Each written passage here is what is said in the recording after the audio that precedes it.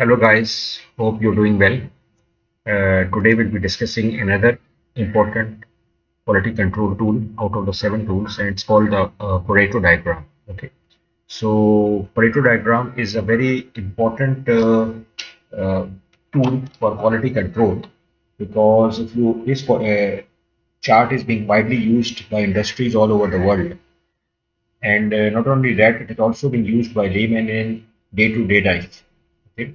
These Pareto charts can focus on areas of defects and faults on your system, your plant, where especially the largest gains could be made to rectify them. Okay, so if you always defect on the major chunk, if you rectify them, your overall defects will be reduced. Okay, and it specifies on basically a very unequal relationship between the input variables and the outputs, determined outputs. Okay, so you can say for roughly like 80% of the effects come from 20% of the causes. If you see the Pareto diagram, you will very easily see this concept. Okay, so as he's saying that over here, if you look at that, it supports the principle of 80-20 rule. So 80% of the problems, the defects are coming by the cause of approximately 20% of the cause. Okay, so uh, this is a very important thing that 20% is the cause which is creating the 80% effect. Okay,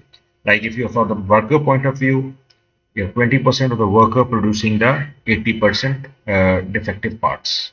Okay, here it is.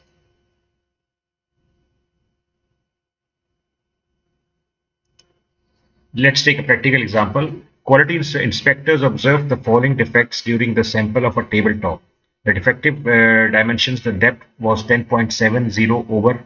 So he found it as there were 53 defects. For chamfer, we found zero point 0.5 uh, the inch over is 29 defects, thickness 5.15 below, 15 defects, thickness 5.15 above, the tolerance limit is 15 again. The M45 into 1 NGA, some sort of a nut defect maybe is like 11 were found. Okay, and then what happened? Their percentages were determined by 153 divided by 123. You get this percentage, and all these percentages were defined. And then the cumulative percentages were also calculated, like 43.09%. Then you add in 43 23.58 you get this percentage, and then from this you add this 12 you get this percentage, and this is the cumulative.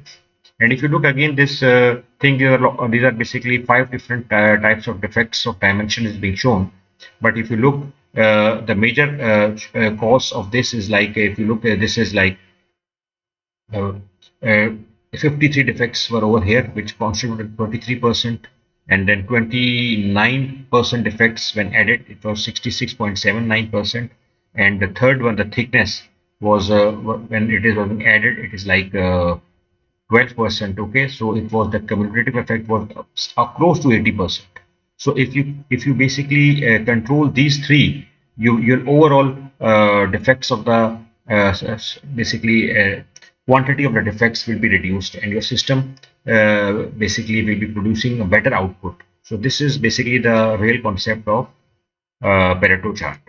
You can also how to basically make a Pareto chart, and how basically to basically take those values, reliable values. You do it by means of a delete data tally sheet. Okay, image basically. For example, if you see you have a cracks coming in your system, or your shaft or component, whatever it is, tie rod, whatever it is basically. So you see basically the number of defects coming is one, make a tally of it, like 1 2 3 4, and you cut it, make it a 5, then 1 2 3 4, and you make a cut. The total defects is 10. You always make a tally of 5 4, you make it 4 vertical and 1 angular, so make it a set of 5. For scratches, if you look, 5 5 10 15 20, and you count all until you get 42. Last two are basically making it 42, and you can see you can add them, and when you add them you get a total of 200 defects of various like scratching, stain, denting, gap, holes, and others. Defects make up the 200 defects. Your task is basically to reduce and see the what are the how to reduce this overall tally, and see what are the how to control those 80% of defect as a result of 20% of the causes. So tally the occurrences in each problem, arrange each classification in order from the highest to the lowest, and construct the bar chart. If we construct the bar chart, we can see that over here, like you can see, these are the values that we had. We can construct a Pareto chart. So you can see the defects. The quantity was here, and defects were here. Dents 104, scratches 42, holes 20, others 40, cracks, stains, gaps. Okay, so this is how you basically can construct a Pareto chart. Okay, and it tells you what to work on first. Okay, that is very important. So the first, if you look at it very clearly, it is you have to work on the defects followed by the scratches and the holes. Okay, and you also have a Pareto chart for weighted averages, okay, weighted Pareto chart, okay, in which basically what you basically do, whatever the defects are coming or the dents, gaps, you basically put them in an order and then multiply every defect with its cost, okay. Like if a gap is there and four defects are coming for the gaps, so you can multiply it with the cost uh, per gap is like 200, so 204 is 800. Like dent was 104, you multiply it with the cost of each dent is 2. So you get a total weighted cost of 208, and basically you put them in this column, and you can see here it is that if you plot them on a weighted Pareto, the weighted cost is on the vertical axis, and the quantity of the defects or faults are coming along the x-axis 800, 208, this, and then you have created your Pareto chart. Okay, so now let's see and construct a Pareto chart on a Minitab. And if you look, we have basically an example of a basically Pareto chart for pump and motor assembly defects in a plant. Okay, so we have like missing washers, triple two, missing piping clips 97, 40 bearings 34, leaky gaskets 162, loosely connected wires is 18, slip nuts is basically we have is 40, and shaft ruptures is basically 12. Okay, so this is basically our data that we have found, uh, and we will basically try to create a simple Pareto chart for this data. Okay, so what we can really do is if we go to basic statistics and basically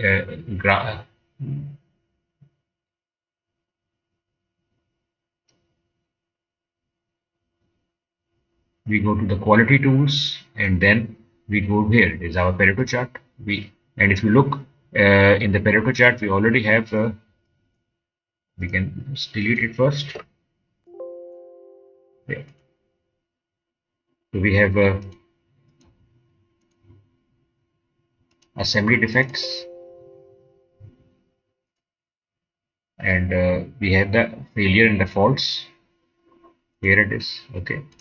So we have on the attribute side, we have those defects, and here it is, the assembly defects on the frequencies of failures or counts is basically in the C2.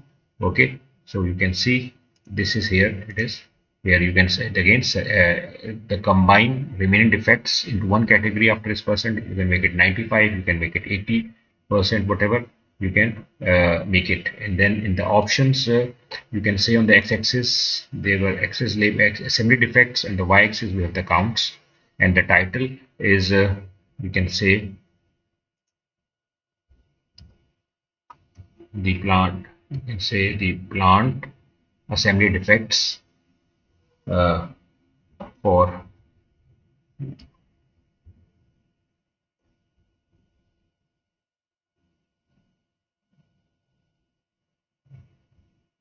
uh, pump, pump and motor assembly. Okay, and you can say it okay.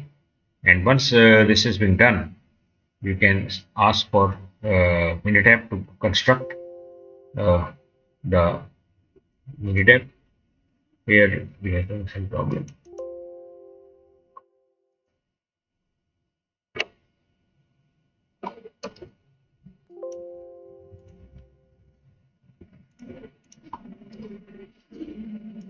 this, and here again,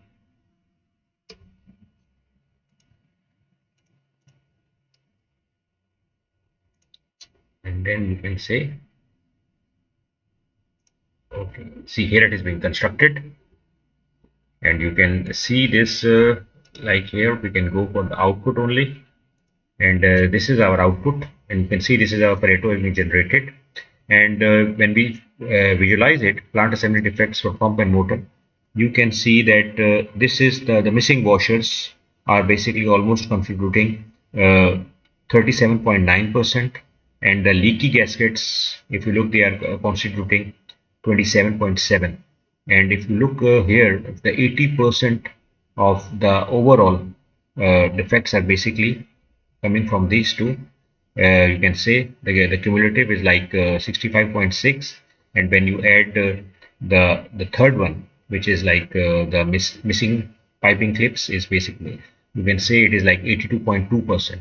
So here is like the this is the major chunk, the 80%. Okay, these are the main uh, the real problem makers for us. If we control this missing washers fault, the leaky gasket fault, and the missing piping clips fault, we will be basically controlling the 80% of the real counts of defects. Okay, and so this is how basically you construct a Pareto chart. Okay, and I thank you very much.